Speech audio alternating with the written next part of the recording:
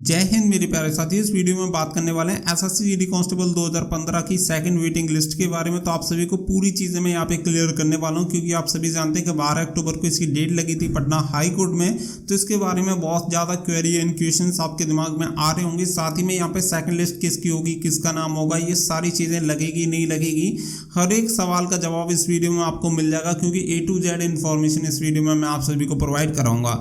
अगर आप SSC GD constable 2015 के स्टूडेंट हैं तो ये वीडियो आपको लास्ट तक जरूर देखनी चाहिए, ताकि आप सभी को हर एक इन्फॉर्मेशन मिल पाए। वीडियो पसंद आए तो वीडियो को लाइक शेयर करके चैनल को सब्सक्राइब कर लें और बेल आइकन पर प्रेस कर लें, ताकि फ्यूचर में आने वाली हर एक अपडेट का नोटिफिकेशन आपको इसी तरीके से सबसे पहले मिलता रहे। तो वीडियो की तरफ चलने से पहले मैं आप सभी के साथ एक अपॉर्चुनिटी शेयर करना चाहता हूं, जिसे आप ध्यान से जरूर देखें। गवर्नमेंट जॉब का रेट ऑफ सिलेक्शन के बारे में हम सब जानते हैं, एज लिमिट है, रिजर्वेशन है और 100 झंझट, और एक बड़ी तादाद इस एस्पिरेशनल जॉब को चूज कर रही है, तो सबका सिलेक्शन तो पॉसिबल हो ही नहीं सकता। ऐसे में ऑप्शन क्या बच जाता है आज के युवा के पास। गवर्नमेंट जॉब के अपने बेनिफिट हैं, लेकिन देश के 1.35 बिलियन लोगों को सरकार रोजगार नहीं दे सकती। प्लान बी होना जरूरी है। आखिर क्या है प्लान बी, आइए देखते हैं। सोम सागर को देख लीजिए, दुनिया बदलनी थी उनको। इंजीनियरिंग के बाद 1 साल नौकरी करके उन्होंने यूपीएससी लिखने का ठान लिया, जॉब छोड़ दी और प्रिपरेशन में पूरी तरह लग गए। इसी समय अपने फ्री टाइम में उन्होंने अपने खुद का एक मैगजीन स्टार्ट किया प्रो रेसलिंग के बारे में, और उनको रियलाइज हुआ कि एक प्रोडक्ट की प्लानिंग और डेवलपिंग की जर्नी में उनको बहुत मजा आया। उनको इंजीनियरिंग वापस नहीं जाना था। अब यूपीएससी और इंजीनियरिंग को पीछे छोड़ के प्रोडक्ट मैनेजमेंट पर दिल आ गया। पर इस फील्ड में जॉब कैसे मिलेगा? सिंपल, सोम ने री-लेवल का एसोसिएट प्रोजेक्ट मैनेजमेंट टेस्ट लिखा और 15 दिन के अंदर उन्हें मिल गया प्रोडक्ट मैनेजर का लॉजिक्यूड में जॉब, और आज उनके होर्डिंग लगे हुए हैं देश भर में। री-लेवल से टोटल 80 करोड़ वर्थ के जॉब डिलीवर हुए हैं। लास्ट मंथ ही 1300 प्लस ऑफर रिलीज हुए हैं। ये आज सारे ही दूसरे हायरिंग प्लेटफॉर्म में सबसे ज्यादा है, एंड इनमें से बहुत से कैंडिडेट के होर्डिंग भी दिख जाएंगे आपको अक्रॉस इंडिया। आप टोटल 11 कैटेगरीज में अपना कैरियर बना सकते हो, across sales, programming, project management, analytics, HR and many more. आप प्री लेवल कोर्स भी ट्राई कर सकते हो। ये देता है आपको 14 डेज सेटिस्फिकेशन गारंटी, मतलब फुल रिफंड। सामने से बोला जा रहा है ये प्लेटफॉर्म आपकी कन्वीनियंस देख रहा है। आपको अगर लगता है कि आप एंजॉय कर रहे हैं तो आप कंटिन्यू कीजिए, ऐसा शायद ही कोई दूसरा प्लेटफॉर्म करता है। आपको बता दें कि मोबाइल में अवेलेबल है, मतलब आप कैब में हैं, ट्रेन में बैठे हो, वहां से लाइव क्लास ज्वाइन कर सकते हो। फ्री टाइम मिला, रिकॉर्डेड क्वेश्चन सॉल्यूशन देख सकते हो। लेट रात को पढ़ना है तो आराम से री-लेवल लाइब्रेरी से क्वेश्चन प्रैक्टिस कर सकते हो ऑन द गो लर्निंग। तो लिंक आपको वीडियो को डिस्क्रिप्शन में दिया गया, वहां से जाके आप फटाफट से इसके रजिस्ट्रेशन करवा सकते हो, सभी बेनिफिट ले सकते हैं। अब यहाँ पे आप देख सकते हैं, यहाँ पे जो मैं आप सभी को दिखा रहा हूँ, ये आपको यहाँ पे जो ऑर्डर दिया गया उस ऑर्डर को यहाँ पे दिखा रहा हूँ। मैं तुरंत भी आप सभी के लिए वीडियो बना सकता था, लेकिन सबसे ज़्यादा जरूरी था आप सभी के लिए पूरी इन्फॉर्मेशन के साथ आना और आप सभी को हर एक इन्फॉर्मेशन यहाँ पे क्लियर देना। तो आप सभी को पता ही है कि इसका केस नंबर यहाँ पे देख सकते हैं, ये वाला, और 2326 जो कि पिंटू एंड अदर्स वाला एंड सतीश पासवान वाला केस, ये लीडिंग केस है। इसके साथ ही कुछ और केसेस भी यहाँ पे ऐड किए गए हैं। तो ये सभी केसेस की लिस्ट यहाँ पे सबसे पहले इसमें ऐड की गई है, तो वो भी यहाँ पे आप देख सकते हैं। आप सभी को पता है कि इसमें जो लास्ट डेट लगी थी वो लगी थी 24 अगस्त 2022 इसकी डेट थी, और इसके बाद इसकी जो डेट लगी वो लगी 12/10/2022, और इसके बाद आप सभी को ये जो ऑर्डर है वो 12/10/2022 वाला ही ऑर्डर है। नीचे आप सभी को सबसे पहले मैं क्लियर कर देता हूं, जिससे कि आप सभी को हर एक चीज यहाँ पे क्लियर हो जाए। तो आप सभी को बता दें कि नेक्स्ट जो डेट इसमें लगी है वो 4 जनवरी 2023 लगी है। अब इसमें होना क्या है और 12 तारीख को क्या हुआ, वो भी सारी चीजें मैं आप सभी को यहाँ पे क्लियर कर देता हूँ। तो देखिए, जैसा कि आप सभी जानते हैं कि जो इसकी लास्ट डेट थी वो थी 24 अगस्त 24/8/2022। तो 24/8/2022 से 12/10/2022 डेट क्यों मिली, उसका रीजन समझे। सबसे पहले कि 24/8/2022 को जो यहाँ पे आप सभी को बताते कि होम सेक्रेटरी को भी बुलाया गया था और एसएससी चेयरपर्सन को भी बुलाया गया था। तो एसएससी के जो चेयरमैन है वो तो वहां पे पहुंच गए थे, लेकिन होम सेक्रेटरी वहां पे नहीं पहुंचे थे। इसी वजह से अगली डेट दे दी गई थी कि 24/8/2022 को अगर आप उपस्थित नहीं हुए तो आपको समय दिया जाता है और आपको 12/10/2022 को किसी भी हालत में उपस्थित होना पड़ेगा। तो ये चीज़ थी, तो इसीलिए 12/10/2022 की आपको रेट मिली। और 12/10/2022 की अगर हम बात करें तो आप सभी को बता दें कि यहाँ पे आप देख सकते हैं, home department union of India New Delhi is not present but their contemnor are present in the court. तो यहाँ पे आपको क्लियर कर दे कि होम सेक्रेटरी जो हैं होम डिपार्टमेंट से जो आने थे वो 12/10/2022 को भी उपस्थित नहीं हुए। बाकी के जो भी कंटेम्नर्स थे जिन्हें भी बुलाया गया था वो सभी लोग कोर्ट में उपस्थित थे, लेकिन उनकी गैरहाजिरी थी। तो इसके इसके लिए आप सभी को बता दें कि उसके लिए एक सॉलिड रीजन था जिसकी वजह से वो नहीं आए। तो उसके लिए उन्होंने जो फाइल वगैरह थी, एप्लीकेशन और वगैरह वो सारी चीज़ें फाइल की हुई थी, जिसकी वजह से उन्हें परमिशन यहाँ पे दे दी गई कोर्ट की तरफ से कि ठीक है अगर वो नहीं आए तो कोई बात नहीं। अब इसके अलावा इसमें मेन स्टेप क्या हुआ, यानी कि जो आपकी एसएससी जीडी की जो सेकंड लिस्ट आनी है इसके बारे में क्या हुआ। तो आप सभी को बता दें कि ये जो आदेश दिया गया था 5/4/2018 को, इसके लिए एक आदेश जारी किया गया था। तो उसी आदेश के बारे में यहाँ पे बताया गया कि अभी तक उस पर काम नहीं किया गया और यहाँ पे आप सभी देख सकते हैं कि यहाँ पे ये चीजें क्लियर कर दी गई। यहाँ पे चलिए मैं आप सभी को क्लियर कर देता हूँ।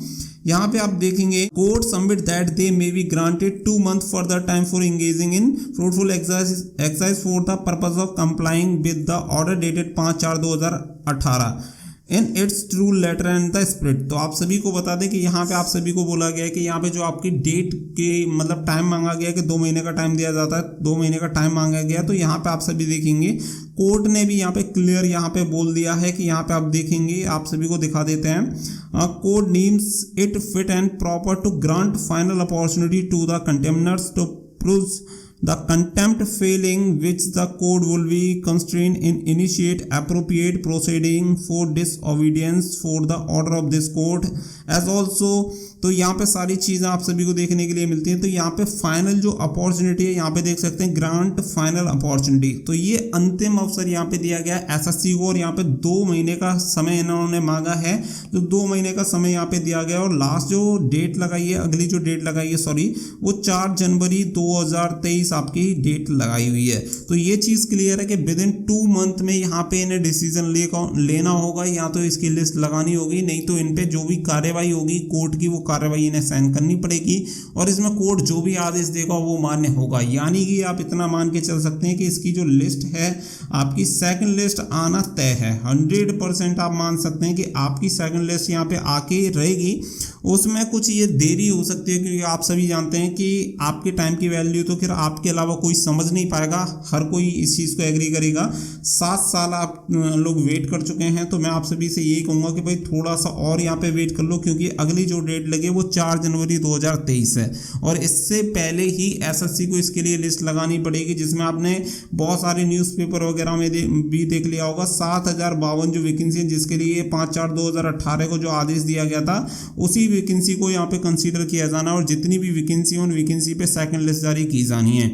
अब ऐसे में बहुत सारे डाउट निकल के आते हैं कि किसकी लिस्ट होगी, किसका नाम होगा। तो देखिए ये डिपेंड करेगा नंबर ऑफ वैकेंसीज पे कि कौन सी स्टेट में कहाँ पे कितनी वैकेंसी खाली है, या इसके अलावा ये भी हो सकता है बहुत सारी वैकेंसी आप जानते हैं एक्स सर्विसमैन वगैरह की वैकेंसी खाली थी, तो उन वैकेंसी को जो भी रेशियो में जिस रेशियो में ये वैकेंसी आई थी उसी रेशियो में सभी स्टेट के लिए वैकेंसी दे दी जाएंगी और उसमें जो भी कंसिडर कर रहा होगा कैंडिडेट, सबसे पहले नंबर पे कैंडिडेट होगा, सेकंड नंबर पे मान के चलिए कि इसमें से टोटल वैकेंसी 7052 है। 7052 में से हम ये मान के चलते हैं कि यूपी के हिस्से में जो वैकेंसी आती हैं वो 400 वैकेंसी आ जाती हैं या 300 वैकेंसी मान लीजिए, जितनी आपको ठीक लगे उसी के अकॉर्डिंग, बस एक एग्जाम्पल के तौर पर आपको बता रहा हूँ। तो 300 वैकेंसी में जो टॉप के 300 कैंडिडेट होंगे उन कैंडिडेट को यहाँ पे सेलेक्ट किया जाएगा।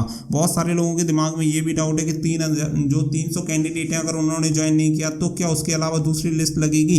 तो इसकी पॉसिबिलिटी मुझे कहीं से कहीं तक नजर नहीं आती कि एक लिस्ट लगाना इतना भारी हो रहा है तो दोबारा से लिस्ट लगाने का कोई प्रोसीजर मुझे समझ नहीं आ रहा। तो मुझे ऐसा लग रहा है कि यहाँ पे जो 300 कैंडिडेट होंगे जिनमें से जो भी ज्वाइन करेगा वो कर लेगा और जो नहीं कर पाएगा वो नहीं कर पाएगा, उससे नीचे कोई भी कैंडिडेट कंसीडर नहीं किया जाएगा। इसके अलावा आपको रिट वगैरह डालने का भी अगर कोई बोलता है तो कोई डालने का फायदा है नहीं, क्योंकि ये जो आदेश होगा इसकी पूरी उम्मीद है कि ये जनरल आदेश ही आपका रहेगा। बाकी का जो भी कोर्ट डिसाइड करेगा वो आप सभी को क्लियर हो जाएगा, लेकिन इसकी पूरी उम्मीद यही है कि ये आपका जनरल आदेश रहेगा। बाकी का याची आदेश होने की उम्मीद बहुत ही कम है, यहाँ पे 2% ही आप कह सकते हैं कि याची आदेश होगा, बाकी का ये जनरल आदेश ही आपका होने वाला है।